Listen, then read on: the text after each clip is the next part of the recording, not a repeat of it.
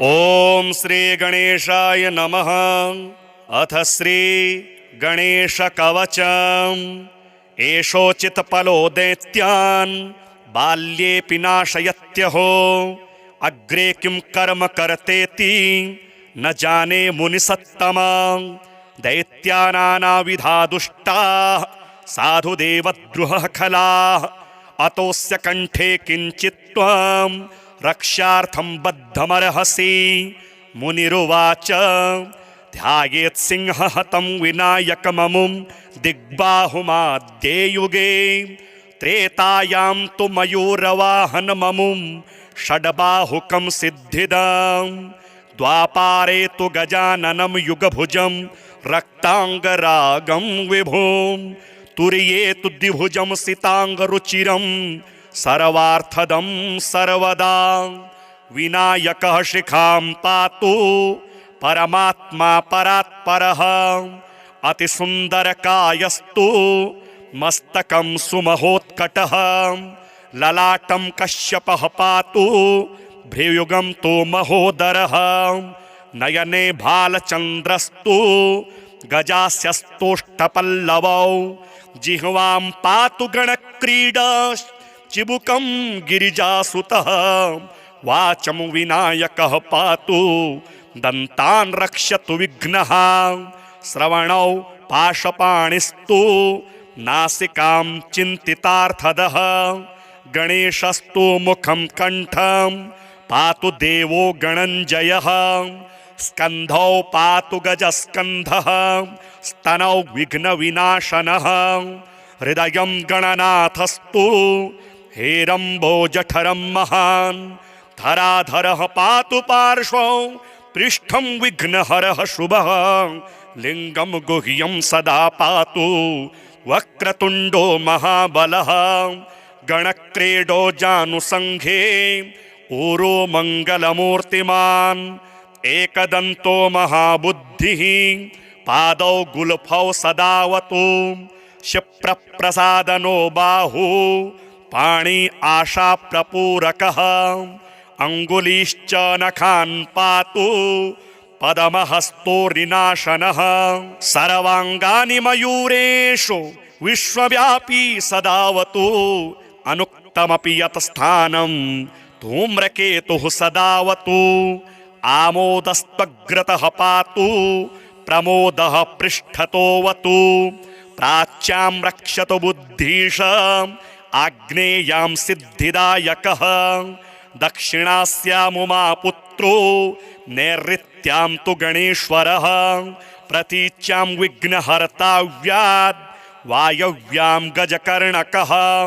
कौबेर्यां निधिपः पाया ईशान्यामीशनन्दनः। दिवाव्यादेकदन्तस्तु रात्रौ सन्ध्यासु विघ्नहृतं। राक्षसासुरवेताल ग्रहभूता पिशाचतः। पाशाङ्कुशधरः पातु रजः सत्त्वतमः स्मृतिः। ज्ञानं धर्मं च लक्ष्मीं च लज्जां कीर्ति तथा कुलं। वपुर्धनं च धान्यं च गृहान्दारान् सुतान् सखीन्। सर्वायुधधरः पौत्रान् मयूरेशो वतात् सदा। कपिलो जादिकं पातु गजाश्वान् विकटोऽवतु। भूर्जपत्रे लिखित्वेदं यः कण्ठे धारयेत् सुधीः। न भयं जायते तस्य यक्षरक्षः पिशाचतः। त्रिसन्ध्यं जपते अस्तु वज्रसारतनुर्भवेत्। यात्राकाले पठेद्यस्तु निर्विघ्नेन फलं लभेत्। युद्धकाले पठेद्यस्तु विजयं चाप्नुयाद्रुतं। मारणोच्चाटकाकर्षस्तम्भमोहनकर्मणि सप्तवारं जपेदेतद्दिनानामेकविंशतिं। तत्तत्फलमाप्नोति साधको नात्र संशयः। एकविंशतिवारं च पठेत्तावद्दिनानि नः। कारागृहगतं सद्यो राज्ञावध्यं च मोचयेत्। राजदर्शनवेलायां पठेदेतत्त्रिवारतः। सराजसं वशं नीत्वा प्रकृतिश्च सभां जयेत्। इदं गणेशकवचं कश्यपेन समीरितं मुद्गलाय च तेनाथ माण्डव्याय महर्षये। मह्यं सप्राह कृपया कवचं सर्वसिद्धिदं न देयं भक्तिहीनाय देयं श्रद्धावते शुभं। यस्यानेन कृता रक्षा न बाधास्य भवेत् क्वचित् राक्षसासुरवेताल दैत्यदानवसम्भवा। एषोचित् पलो दैत्यान् बाल्येऽपि नाशयत्यहो अग्रे किं कर्म कर्तेति न जाने मुनिसत्तमा। दैत्यानानाविधा दुष्टाः साधुदेवद्रुहः खलाः अतोऽस्य कण्ठे किञ्चित् त्वं रक्षार्थं बद्धमर्हसि। मुनिरुवाच ध्यायेत् सिंहहतं विनायकममुं दिग्बाहुमाद्ये युगे। त्रेतायां तु मयूरवाहनममुं षड्बाहुकं सिद्धिदं। द्वापारे तु गजाननं युगभुजं रक्ताङ्गरागं विभुं। तुर्ये तु द्विभुजं सिताङ्गरुचिरं सर्वार्थदं सर्वदा। विनायकः शिखां पातु परमात्मा परात्परः अतिसुन्दरकायस्तु मस्तकं सुमहोत्कटः। ललाटं कश्यपः पातु भ्रियुगं तु महोदरः। नयने भालचन्द्रस्तु गजास्यस्तोष्ठपल्लवौ। जिह्वां पातु गणक्रीडा चिबुकं गिरिजासुतः। वाचं विनायकः पातु दन्तान् रक्षतु विघ्नः। श्रवणौ पाशपाणिस्तु नासिकां चिन्तितार्थदः। गणेशस्तु मुखं कण्ठं पातु देवो गणञ्जयः। स्कन्धौ पातु गजस्कन्धः स्तनौ विघ्नविनाशनः। हृदयं गणनाथस्तु हेरम्बोजठरं महान्। धराधरः पातु पार्श्वौ पृष्ठं विघ्नहरः शुभः। लिङ्गं गुह्यं सदा पातु वक्रतुण्डो महाबलः। गणक्रीडो जानुसङ्घे ऊरो मङ्गलमूर्तिमान्। एकदन्तो महाबुद्धिः पादौ गुल्फौ सदावतु। क्षिप्रप्रसादनो बाहु पाणि आशाप्रपूरकः। अङ्गुलीश्च नखान् पातु पदमहस्तोरिनाशनः। सर्वाङ्गानि मयूरेषु विश्वव्यापी सदावतु।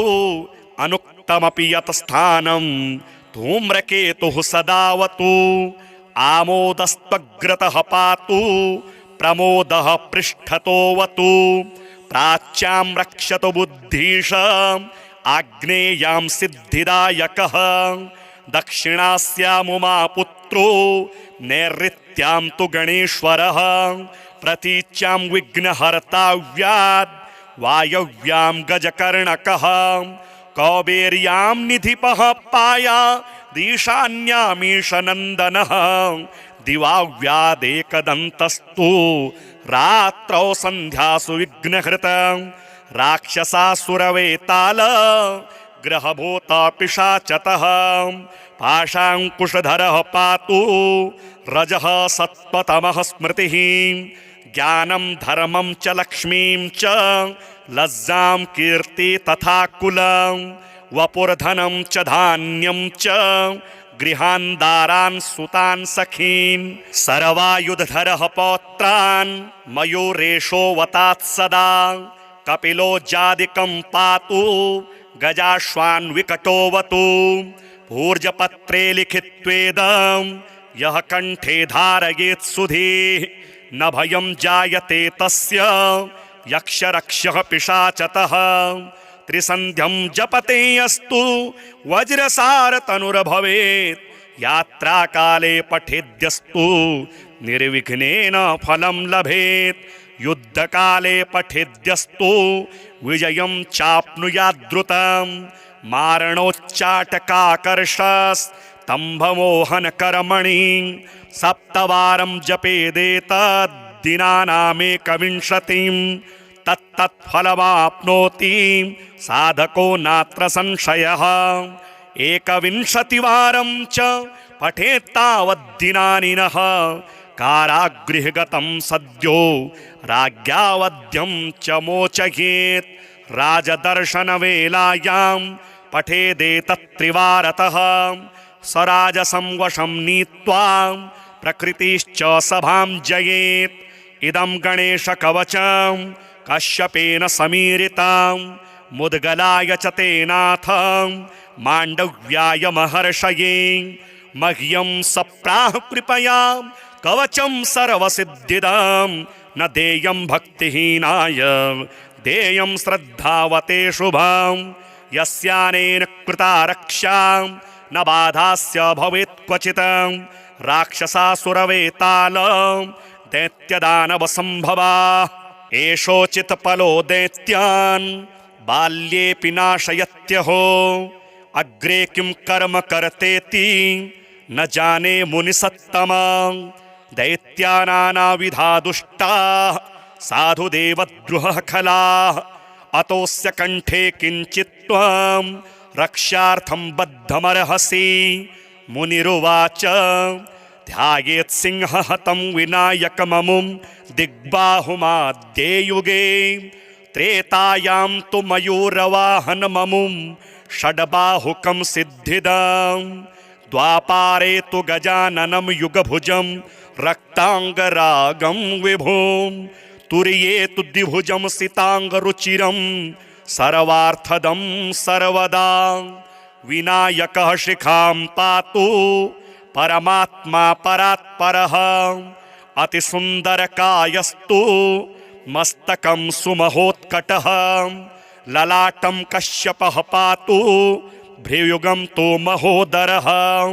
नयने भालचन्द्रस्तु गजास्यस्तोष्टपल्लवौ जिह्वां पातु गणक्रीडा चिबुकं गिरिजासुतः। वाचं विनायकः पातु दन्तान् रक्षतु विघ्नः।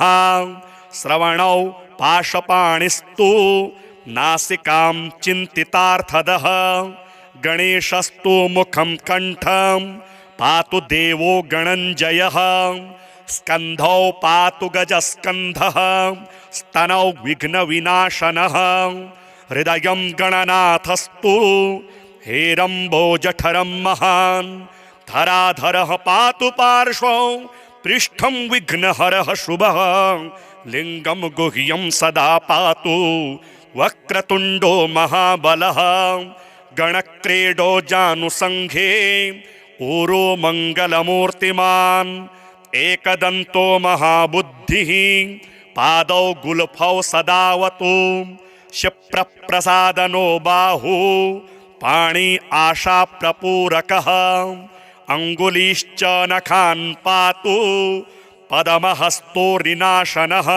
सर्वाङ्गानि मयूरेषु विश्वव्यापी सदावतु। अनुक्तमपि यत् स्थानं धूम्रकेतुः सदावतु। आमोदस्त्वग्रतः पातु प्रमोदः पृष्ठतोऽवतु। प्राच्यां रक्षतु बुद्धीश आग्नेयां सिद्धिदायकः। दक्षिणास्यामुमापुत्रो नैऋत्यां तु गणेश्वरः। प्रतीच्यां विघ्नहर्ताव्याद् वायव्यां गजकर्णकः। कौबेर्यां निधिपः पाया ईशान्यामीशनन्दनः। दिवाव्यादेकदन्तस्तु रात्रौ सन्ध्यासु विघ्नहृतं। राक्षसासुरवेताल ग्रहभूतपिशाचतः।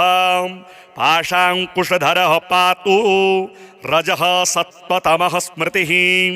ज्ञानं धर्मं च लक्ष्मीं च लज्जां कीर्ति तथा कुलं।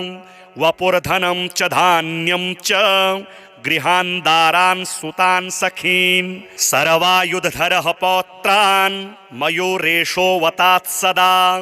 कपिलो जादिकं पातु गजाश्वान् विकटोऽवतु। भूर्जपत्रे लिखित्वेदं यः कंठे धारयेत् सुधीः न भयं जायते तस्य यक्षरक्षः पिशाचतः त्रिसन्ध्यं जपते अस्तु वज्रसारतनुर्भवेत् यात्राकाले पठेद्यस्तु निर्विघ्नेन फलं लभेत् युद्धकाले पठेद्यस्तु विजयं चाप्नुयाद्रुतं मारणोच्चाटकाकर्षस्तम्भमोहनकर्मणि सप्तवारं जपेदेतद्दिनानामेकविंशतिं तत्तत्फलमाप्नोति साधको नात्र संशयः एकविंशतिवारं च पठेत्तावद्दिनानि नः कारागृहगतं सद्यो राज्ञावध्यं च मोचयेत् राजदर्शनवेलायां पठेदेतत्त्रिवारतः स्वराजसं वशं नीत्वा प्रकृतिश्च सभां जयेत् इदं गणेशकवचं कश्यपेन समीरितं मुद्गलाय च तेनाथ माण्डव्याय महर्षये मह्यं सप्राह कृपया कवचं सर्वसिद्धिदं न देयं भक्तिहीनाय देयं श्रद्धावते शुभं यस्यानेन कृता रक्षा न बाधास्य भवेत् क्वचित् राक्षसासुरवेताल दैत्यदानवसम्भवा एषोचित्फलो दैत्यान् बाल्येऽपि नाशयत्यहो अग्रे किं कर्म कर्तेति न जाने मुनिसत्तमा दैत्यानानाविधा दुष्टाः साधुदेवद्रुहः खलाः अतोऽस्य कण्ठे किञ्चित् त्वं रक्षार्थं बद्धमर्हसि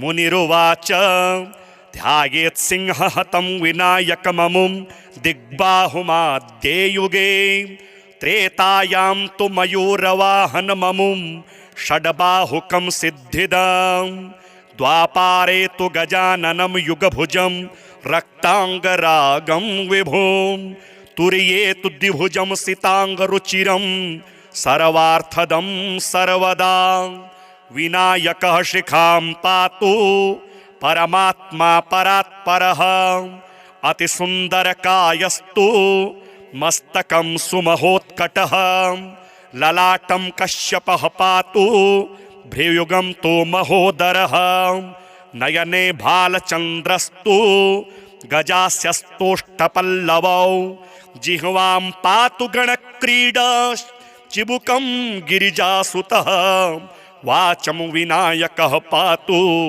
दन्तान् रक्षतु विघ्नः श्रवणौ पाशपाणिस्तु नासिकां चिन्तितार्थदः गणेशस्तु मुखं कण्ठं पातु देवो गणञ्जयः स्कन्धौ पातु गजस्कन्धः स्तनौ विघ्नविनाशनः हृदयं गणनाथस्तु हेरम्बोजठरं महान् धराधरः पातु पार्श्वौ पृष्ठं विघ्नहरः शुभः लिङ्गं गुह्यं सदा पातु वक्रतुण्डो महाबलः गणक्रीडो जानुसङ्घे ऊरो मङ्गलमूर्तिमान् एकदन्तो महाबुद्धिः पादौ गुल्फौ सदावतु क्षिप्रप्रसादनो बाहु पाणि आशाप्रपूरकः अङ्गुलीश्च नखान् पातु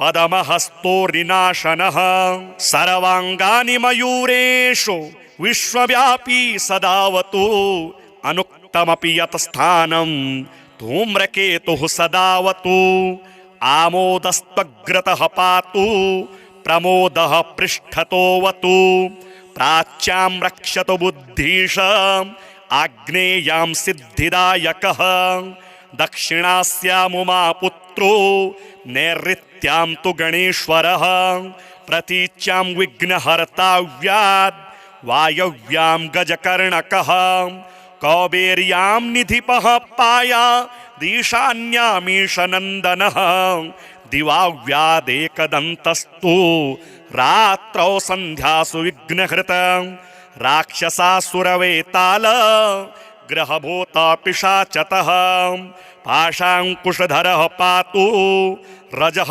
सत्त्वतमः स्मृतिः ज्ञानं धर्मं च लक्ष्मीं च लज्जां कीर्ति तथा कुलं वपुर्धनं च धान्यं च गृहान् दारान् सुतान् सखीन् सर्वायुधधरः पौत्रान् मयूरेशो वतात् सदा कपिलो जादिकं पातु गजाश्वान् विकटोऽवतु भूर्जपत्रे लिखित्वेदं यः कण्ठे धारयेत् सुधीः न भयं जायते तस्य यक्षरक्षः पिशाचतः त्रिसन्ध्यं जपते अस्तु वज्रसारतनुर्भवेत् यात्राकाले पठेद्यस्तु निर्विघ्नेन फलं लभेत् युद्धकाले पठेद्यस्तु विजयं चाप्नुयाद्रुतं मारणोच्चाटकाकर्षस्तम्भमोहनकर्मणि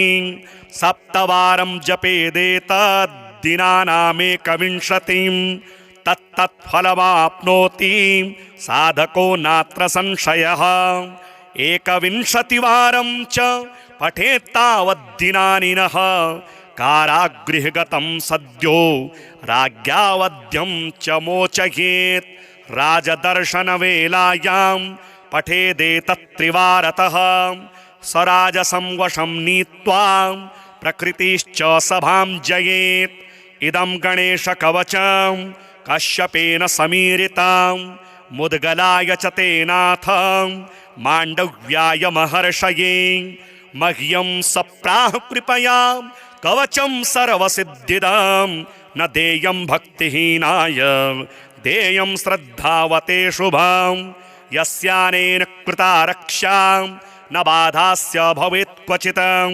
राक्षसासुरवेतालं दैत्यदानवसम्भवा एषोचित्फलो दैत्यान् बाल्येऽपि नाशयत्यहो अग्रे किं कर्म कर्तेति न जाने मुनिसत्तमा दैत्यानानाविधा दुष्टाः साधुदेवद्रुहः खलाः अतोऽस्य कण्ठे किञ्चित् त्वं रक्षार्थं बद्धमर्हसि मुनिरुवाच ध्यायेत् सिंहहतं विनायकममुं दिग्बाहुमाद्ये युगे त्रेतायां तु मयूरवाहनममुं षड्बाहुकं सिद्धिदं द्वापारे तु गजाननं युगभुजं रक्ताङ्गरागं विभुं तुर्ये तु द्विभुजं सिताङ्गरुचिरं सर्वार्थदं सर्वदा विनायकः शिखां पातु परमात्मा परात्परः अतिसुन्दरकायस्तु मस्तकं सुमहोत्कटः ललाटं कश्यपः पातु भ्रियुगं तु महोदरः नयने भालचन्द्रस्तु गजास्यस्तोष्टपल्लवौ जिह्वां पातु गणक्रीडाश्चिबुकं गिरिजासुतः वाचं विनायकः पातु दन्तान् रक्षतु विघ्नः श्रवणौ पाशपाणिस्तु नासिकां चिन्तितार्थदः गणेशस्तु मुखं कण्ठं पातु देवो गणञ्जयः स्कन्धौ पातु गजस्कन्धः स्तनौ विघ्नविनाशनः हृदयं गणनाथस्तु हेरम्बोजठरं महान् धराधरः पातु पार्श्वौ पृष्ठं विघ्नहरः शुभः लिङ्गं गुह्यं सदा पातु वक्रतुण्डो महाबलः गणक्रीडो जानुसङ्घे ऊरो मङ्गलमूर्तिमान् एकदन्तो महाबुद्धिः पादौ गुल्फौ सदावतु क्षिप्रप्रसादनो बाहु पाणि आशाप्रपूरकः अङ्गुलीश्च नखान् पातु पदमहस्तोरिनाशनः सर्वाङ्गानि मयूरेषु विश्वव्यापी सदावतु अनुक्तमपि यत् स्थानं धूम्रकेतुः सदावतु आमोदस्त्वग्रतः पातु प्रमोदः पृष्ठतोऽवतु प्राच्यां रक्षतु बुद्धीश आग्नेयां सिद्धिदायकः दक्षिणास्यामुमा पुत्रो नैऋत्यां तु गणेश्वरः प्रतीच्यां विघ्नहर्ताव्याद् वायव्यां गजकर्णकः कौबेर्यां निधिपः पाया ईशान्यामीशनन्दनः दिवाव्यादेकदन्तस्तु रात्रौ सन्ध्यासु विघ्नहृत राक्षसासुरवेताल ग्रहभूता पिशाचतः पाशाङ्कुशधरः पातु रजः सत्त्वतमः स्मृतिः ज्ञानं धर्मं च लक्ष्मीं च लज्जां कीर्ति तथा कुलं वपुर्धनं च धान्यं च गृहान् दारान् सुतान् सखीन् सर्वायुधधरः पौत्रान् मयूरेशो वतात् सदा कपिलो जादिकं पातु गजाश्वान् विकटोऽवतु भूर्जपत्रे लिखित्वेदं यः कण्ठे धारयेत् सुधीः न भयं जायते तस्य यक्षरक्षः पिशाचतः त्रिसन्ध्यं जपते अस्तु वज्रसारतनुर्भवेत् यात्राकाले पठेद्यस्तु निर्विघ्नेन फलं लभेत् युद्धकाले पठेद्यस्तु विजयं चाप्नुयाद्रुतं मारणोच्चाटकाकर्षस्तम्भमोहनकर्मणि सप्तवारं जपेदेतद्दिनानामेकविंशतिं तत्तत्फलमाप्नोति साधको नात्र संशयः एकविंशतिवारं च पठेत्तावद्दिनानि नः कारागृहगतं सद्यो राज्ञावध्यं च मोचयेत् राजदर्शनवेलायां पठेदेतत्त्रिवारतः स्वराजसं वशं नीत्वा प्रकृतिश्च सभां जयेत् इदं गणेशकवचं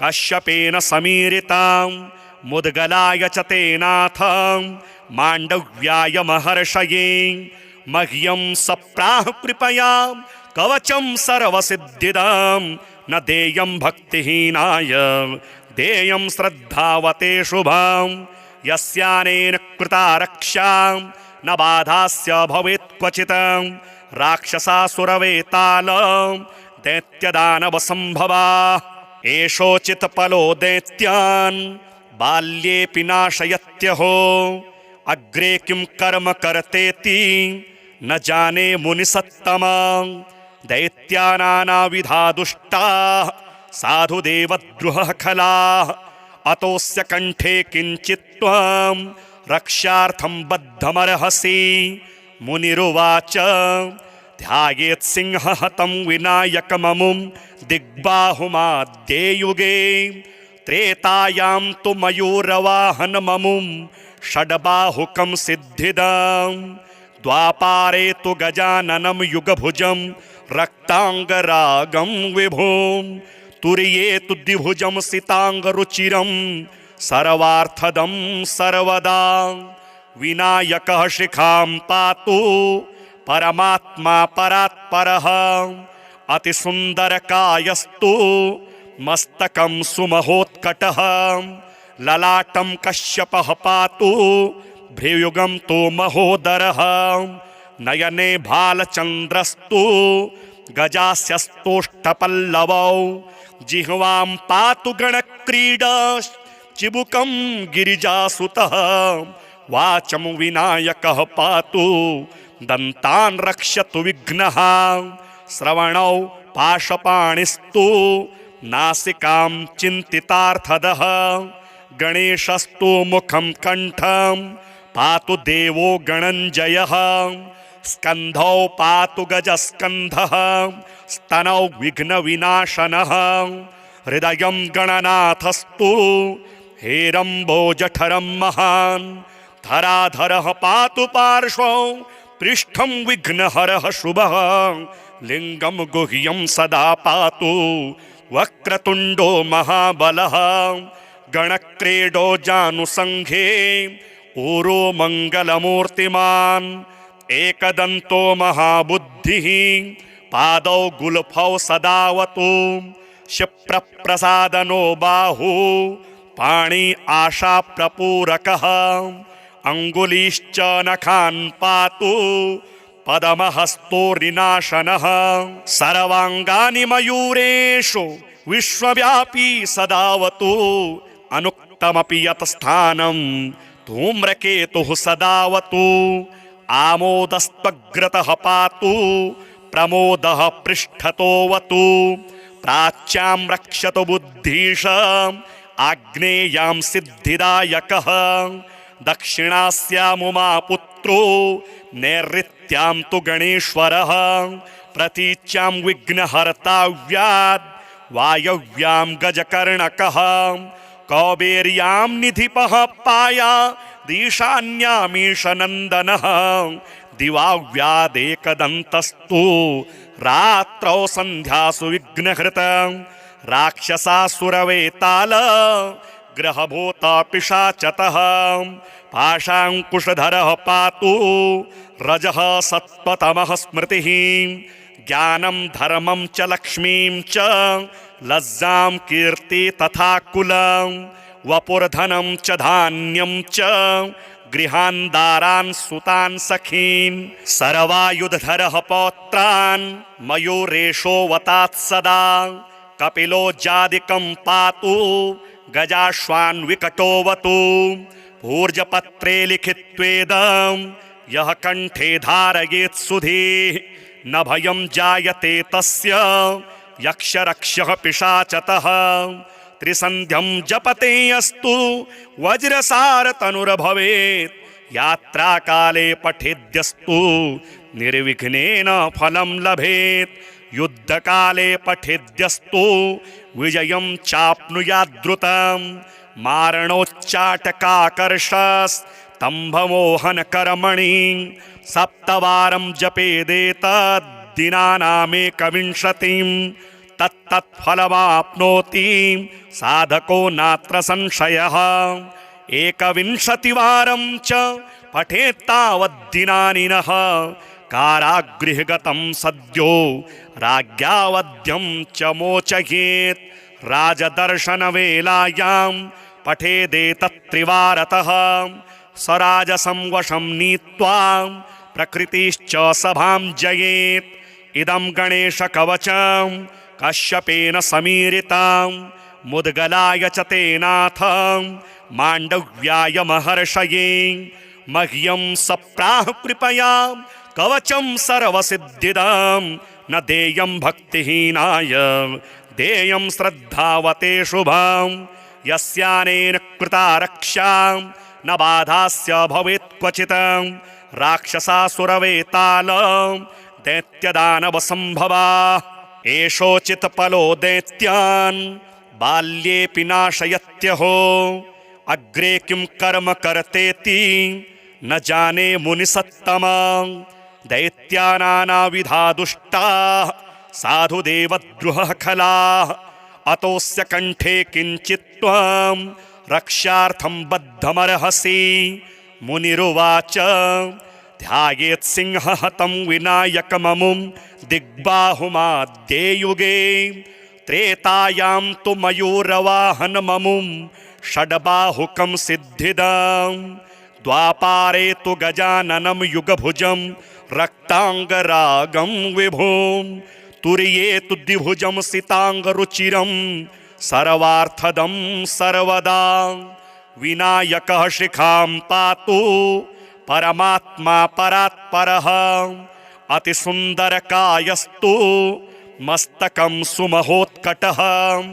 ललाटं कश्यपः पातु भ्रियुगं तु महोदरः नयने भालचन्द्रस्तु गजास्यस्तोष्टपल्लवौ जिह्वां पातु गणक्रीडा चिबुकं गिरिजासुतः वाचं विनायकः पातु दन्तान् रक्षतु विघ्नः श्रवणौ पाशपाणिस्तु नासिकां चिन्तितार्थदः गणेशस्तु मुखं कण्ठं पातु देवो गणञ्जयः स्कन्धौ पातु गजस्कन्धः स्तनौ विघ्नविनाशनः हृदयं गणनाथस्तु हेरम्बो जठरं महान् धराधरः पातु पार्श्वौ पृष्ठं विघ्नहरः शुभः लिंगं गुह्यं सदा पातु वक्रतुंडो महाबलः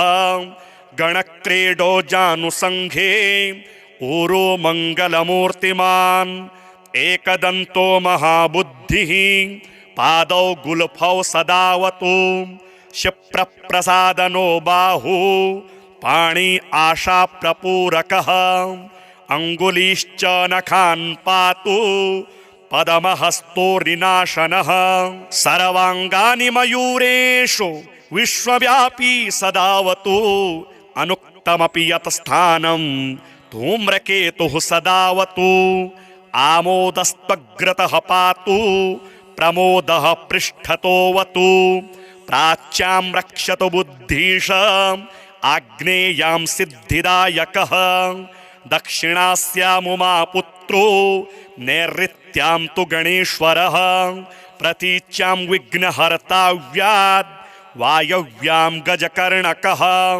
कौबेर्यां निधिपः पाया दीशान्यामीशनन्दनः दिवाव्यादेकदन्तस्तु रात्रौ सन्ध्यासु विघ्नहृत राक्षसासुरवेताल ग्रहभूत पिशाचतः पाशाङ्कुशधरः पातु रजः सत्त्वतमः स्मृतिः ज्ञानं धर्मं च लक्ष्मीं च लज्जां कीर्ति तथा कुलं वपुर्धनं च धान्यं च गृहान् दारान् सुतान् सखीन् सर्वायुधधरः पौत्रान् मयूरेशो वतात् सदा कपिलो जादिकं पातु गजाश्वान् विकटोऽवतु ऊर्जपत्रे लिखित्वेदं यः कण्ठे धारयेत् सुधीः न भयं जायते तस्य यक्षरक्षः पिशाचतः त्रिसन्ध्यं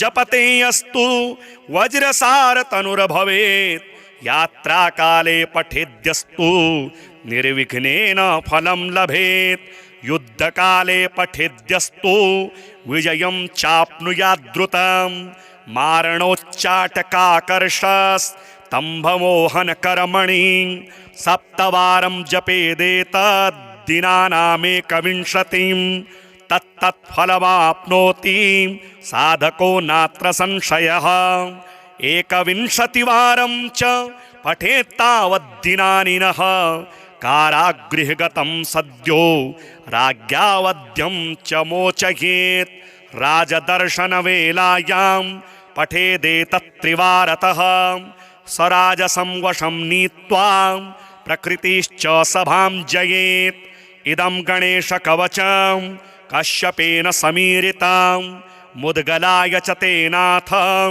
माण्डव्याय महर्षये मह्यं सप्राह कृपया कवचं सर्वसिद्धिदं न देयं भक्तिहीनाय देयं श्रद्धावते शुभं यस्यानेन कृता रक्षा न बाधास्य भवेत् क्वचित् राक्षसासुरवेताल दैत्यदानवसम्भवा एषोचित्पलो दैत्यान् बाल्येऽपि नाशयत्यहो अग्रे किं कर्म कर्तेति न जाने मुनिसत्तमा दैत्यानानाविधा दुष्टाः साधुदेवद्रुहः खलाः अतोऽस्य कण्ठे किञ्चित् त्वं रक्षार्थं बद्धमर्हसि मुनिरुवाच ध्यायेत् सिंहहतं विनायकममुं दिग्बाहुमाद्ये युगे त्रेतायां तु मयूरवाहनममुं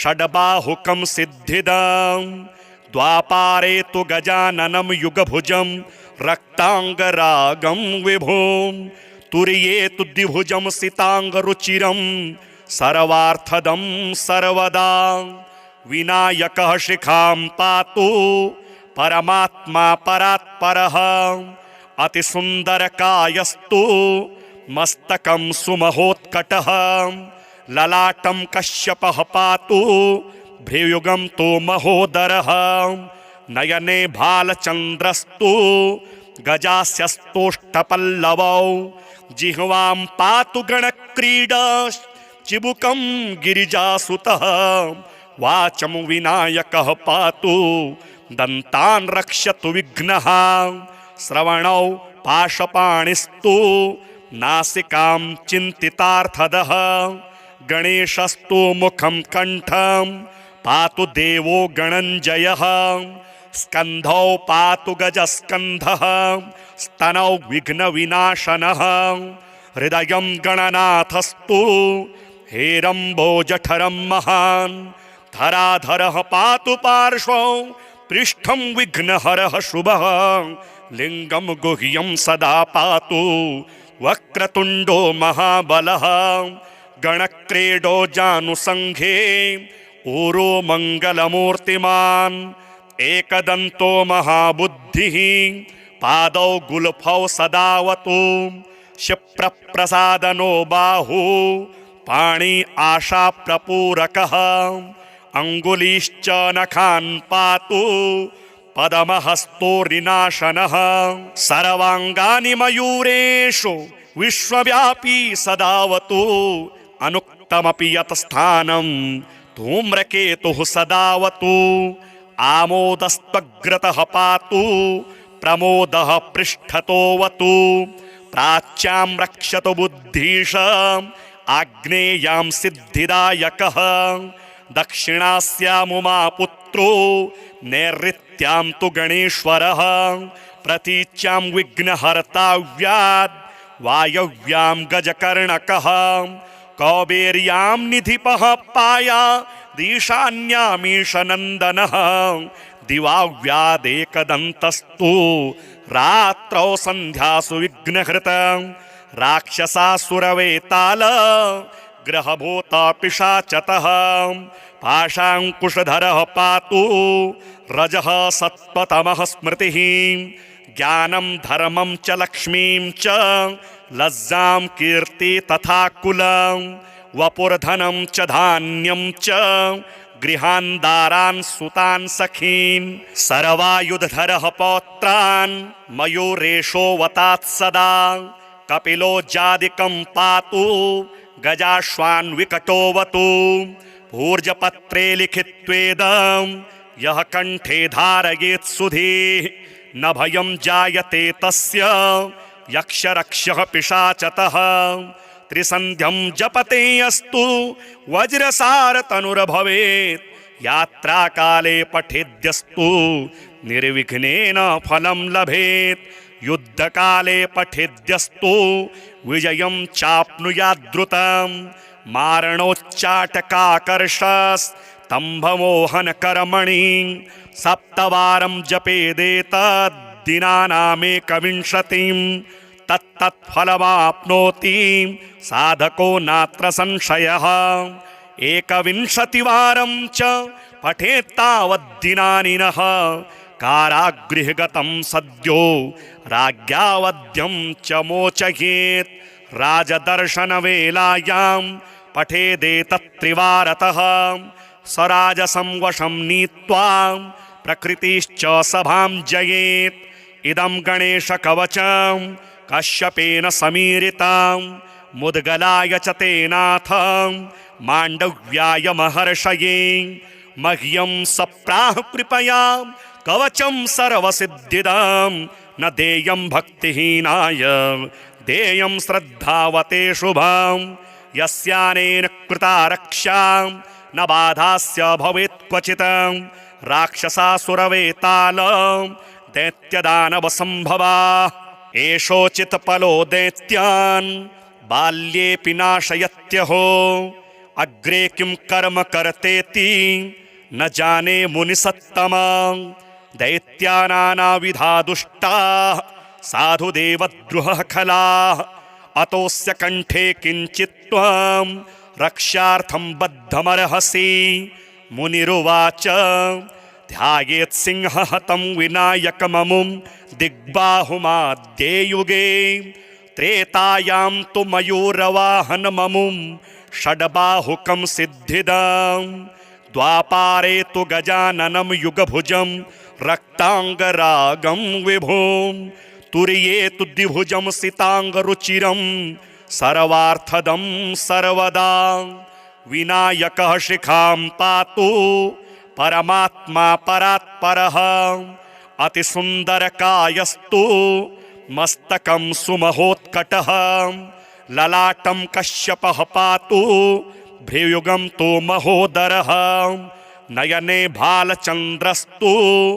गजास्यस्तोष्टपल्लवौ जिह्वां पातु गणक्रीडा चिबुकं गिरिजासुतः वाचं विनायकः पातु दन्तान् रक्षतु विघ्नः श्रवणौ पाशपाणिस्तु नासिकां चिन्तितार्थदः गणेशस्तु मुखं कण्ठं पातु देवो गणञ्जयः स्कन्धौ पातु गजस्कन्धः स्तनौ विघ्नविनाशनः हृदयं गणनाथस्तु हेरम्बोजठरं महान् धराधरः पातु पार्श्वौ पृष्ठं विघ्नहरः शुभः लिङ्गं गुह्यं सदा पातु वक्रतुण्डो महाबलः गणक्रीडो जानुसङ्घे ऊरो मङ्गलमूर्तिमान् एकदन्तो महाबुद्धिः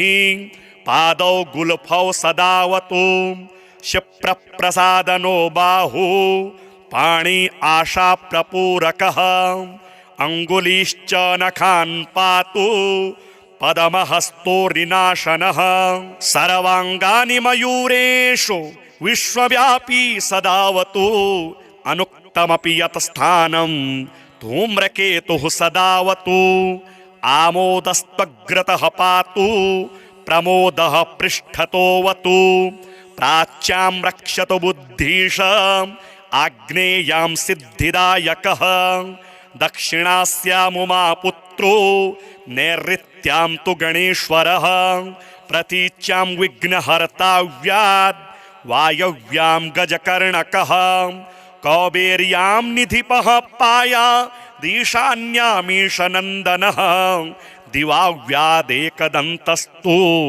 रात्रौ सन्ध्यासु विघ्नहृतं राक्षसासुरवेताल ग्रहभूता पिशाचतः पाशाङ्कुशधरः पातु रजः सत्त्वतमः स्मृतिः ज्ञानं धर्मं च लक्ष्मीं च लज्जां कीर्ति तथा कुलं वपुर्धनं च धान्यं च गृहान्दारान् सुतान् सखीन् सर्वायुधधरः पौत्रान् मयूरेशो वतात् सदा कपिलो जादिकं पातु गजाश्वान् विकटोऽवतु भूर्जपत्रे लिखित्वेदं यः कण्ठे धारयेत् सुधीः न भयं जायते तस्य यक्षरक्षः पिशाचतः त्रिसन्ध्यं जपते अस्तु वज्रसारतनुर्भवेत् यात्राकाले पठेद्यस्तु निर्विघ्नेन फलं लभेत्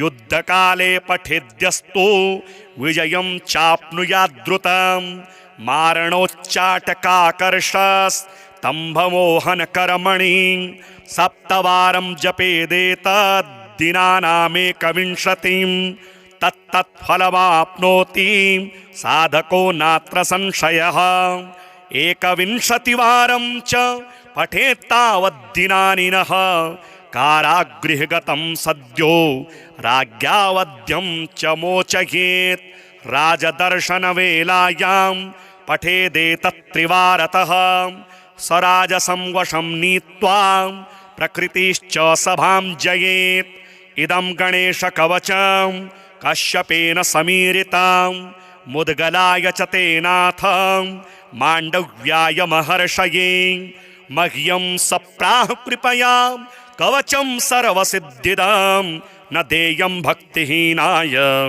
देयं श्रद्धावते शुभं यस्यानेन कृता रक्षा न बाधास्य भवेत् क्वचित् राक्षसासुरवेताल दैत्यदानवसम्भवा एषोचित्पलो दैत्यान् बाल्येऽपि नाशयत्यहो अग्रे किं कर्म कर्तेति न जाने मुनिसत्तमा दैत्यानानाविधा दुष्टाः साधुदेवद्रुहः खलाः अतोऽस्य कण्ठे किञ्चित् त्वं रक्षार्थं बद्धमर्हसि मुनिरुवाच ध्यायेत् सिंहहतं विनायकममुं दिग्बाहुमाद्ये युगे त्रेतायां तु मयूरवाहनममुं षड्बाहुकं सिद्धिदां द्वापारे तु गजाननं युगभुजं रक्ताङ्गरागं विभुं तुर्ये तु द्विभुजं सिताङ्गरुचिरं सर्वार्थदं सर्वदा विनायकः शिखां पातु परमात्मा परात्परः अतिसुन्दरकायस्तु मस्तकं सुमहोत्कटः ललाटं कश्यपः पातु भ्रियुगं तु महोदरः नयने भालचन्द्रस्तु गजास्यस्तोष्टपल्लवौ जिह्वां पातु गणक्रीडा चिबुकं गिरिजासुतः वाचं विनायकः पातु दन्तान् रक्षतु विघ्नः श्रवणौ पाशपाणिस्तु नासिकां चिन्तितार्थदः गणेशस्तु मुखं कण्ठं पातु देवो गणञ्जयः स्कन्धौ पातु गजस्कन्धः स्तनौ विघ्नविनाशनः हृदयं गणनाथस्तु हेरम्बोजठरं महान् धराधरः पातु पार्श्वौ पृष्ठं विघ्नहरः शुभः लिङ्गं गुह्यं सदा पातु वक्रतुण्डो महाबलः गणक्रीडो जानुसङ्घे ऊरो मङ्गलमूर्तिमान् एकदन्तो महाबुद्धिः पादौ गुल्फौ सदावतु क्षिप्रप्रसादनो बाहु पाणि आशाप्रपूरकः अङ्गुलीश्च नखान् पातु पदमहस्तोरिनाशनः सर्वाङ्गानि मयूरेषु विश्वव्यापी सदावतु अनुक्तमपि यत् स्थानं धूम्रकेतुः सदावतु आमोदस्त्वग्रतः पातु प्रमोदः पृष्ठतोऽवतु प्राच्यां रक्षतु बुद्धीश आग्नेयां सिद्धिदायकः दक्षिणास्यामुमापुत्रो नैऋत्यां तु गणेश्वरः प्रतीच्यां विघ्नहर्ताव्याद् वायव्यां गजकर्णकः कौबेर्यां निधिपः पाया दीशान्यामीशनन्दनः दिवाव्यादेकदन्तस्तु रात्रौ सन्ध्यासु विघ्नहृतं राक्षसासुरवेताल ग्रहभूता पिशाचतः पाशाङ्कुशधरः पातु रजः सत्त्वतमः स्मृतिः ज्ञानं धर्मं च लक्ष्मीं च लज्जां कीर्ति तथा कुलं वपुर्धनं च धान्यं च गृहान् दारान् सुतान् सखीन् सर्वायुधधरः पौत्रान् मयूरेशोऽवतात् सदा कपिलो जादिकं पातु गजाश्वान् विकटोऽवतु भूर्जपत्रे लिखित्वेदं यः कण्ठे धारयेत् सुधीः न भयं जायते तस्य यक्षरक्षः पिशाचतः त्रिसन्ध्यं जपते अस्तु वज्रसारतनुर्भवेत् यात्राकाले पठेद्यस्तु निर्विघ्नेन फलं लभेत् युद्धकाले पठेद्यस्तु विजयं चाप्नुयाद्रुतं मारणोच्चाटकाकर्षस्तम्भमोहनकर्मणि सप्तवारं जपेदेतद्दिनानामेकविंशतिं तत्तत्फलमाप्नोति साधको नात्र संशयः एकविंशतिवारं च पठेत्तावद्दिनानि नः कारागृहगतं सद्यो राज्ञावध्यं च मोचयेत् राजदर्शनवेलायां पठेदेतत्त्रिवारतः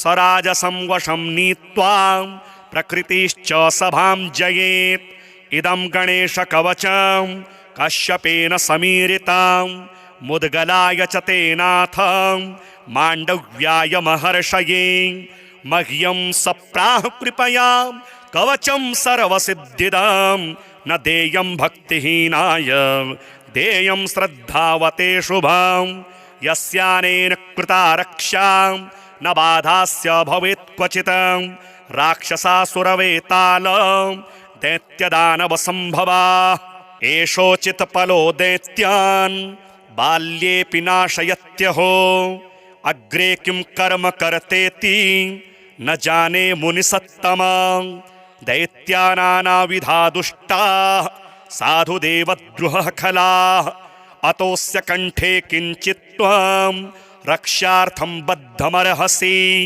मुनिरुवाच ध्यायेत् सिंहहतं विनायकममुं दिग्बाहुमाद्ये युगे त्रेतायां तु मयूरवाहनममुं षड्बाहुकं सिद्धिदं द्वापारे तु गजाननं युगभुजं रक्ताङ्गरागं विभुं तुर्ये तु द्विभुजं सिताङ्गरुचिरं सर्वार्थदं सर्वदा विनायकः शिखां पातु परमात्मा परात्परः अतिसुन्दरकायस्तु मस्तकं सुमहोत्कटः ललाटं कश्यपः पातु भ्रियुगं तु महोदरः नयने भालचन्द्रस्तु गजास्यस्तोष्टपल्लवौ जिह्वां पातु गणक्रीडा चिबुकं गिरिजासुतः वाचं विनायकः पातु दन्तान् रक्षतु विघ्नः श्रवणौ पाशपाणिस्तु नासिकां चिन्तितार्थदः गणेशस्तु मुखं कण्ठं पातु देवो गणञ्जयः स्कन्धौ पातु गजस्कन्धः स्तनौ विघ्नविनाशनः हृदयं गणनाथस्तु हेरम्बोजठरं महान् धराधरः पातु पार्श्वौ पृष्ठं विघ्नहरः शुभः लिङ्गं गुह्यं सदा पातु वक्रतुण्डो महाबलः गणक्रीडो जानुसङ्घे ऊरो मङ्गलमूर्तिमान् एकदन्तो महाबुद्धिः पादौ गुल्फौ सदावतु क्षिप्रप्रसादनो बाहु पाणि आशाप्रपूरकः अङ्गुलीश्च नखान् पातु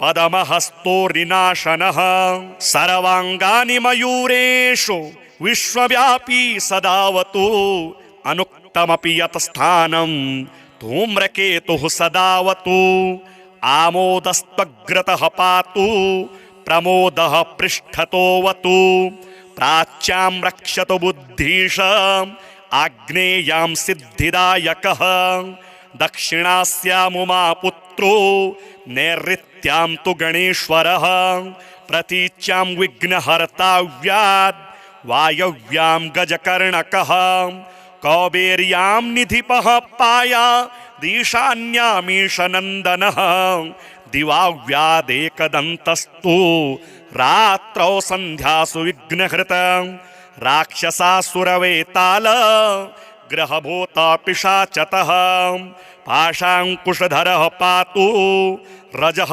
सत्त्वतमः स्मृतिः ज्ञानं धर्मं च लक्ष्मीं च लज्जां कीर्ति तथा कुलं वपुर्धनं च धान्यं च गृहान् दारान् सुतान् सखीन् सर्वायुधधरः पौत्रान् मयूरेशो वतात् सदा कपिलो जादिकं पातु गजाश्वान् विकटोऽवतु भूर्जपत्रे लिखित्वेदं यः कण्ठे धारयेत् सुधीः न भयं जायते तस्य यक्षरक्षः पिशाचतः त्रिसन्ध्यं जपते अस्तु वज्रसारतनुर्भवेत् यात्राकाले पठेद्यस्तु निर्विघ्नेन फलं लभेत् युद्धकाले पठेद्यस्तु विजयं चाप्नुयाद्रुतं मारणोच्चाटकाकर्षस्तम्भमोहनकर्मणि सप्तवारं जपेदेतद्दिनानामेकविंशतिं तत्तत्फलमाप्नोति साधको नात्र संशयः एकविंशतिवारं च पठेत्तावद्दिनानि नः कारागृहगतं सद्यो राज्ञावध्यं च मोचयेत् राजदर्शनवेलायां पठेदेतत्त्रिवारतः स्वराजसं वशं नीत्वा प्रकृतिश्च सभां जयेत् इदं गणेशकवचं कश्यपेन समीरितां मुद्गलाय च तेनाथ माण्डव्याय महर्षये मह्यं सप्राह कृपया कवचं सर्वसिद्धिदं न देयं भक्तिहीनाय देयं श्रद्धावते शुभं यस्यानेन कृता रक्षा न बाधास्य भवेत् क्वचित् राक्षसासुरवेताल दैत्यदानवसम्भवा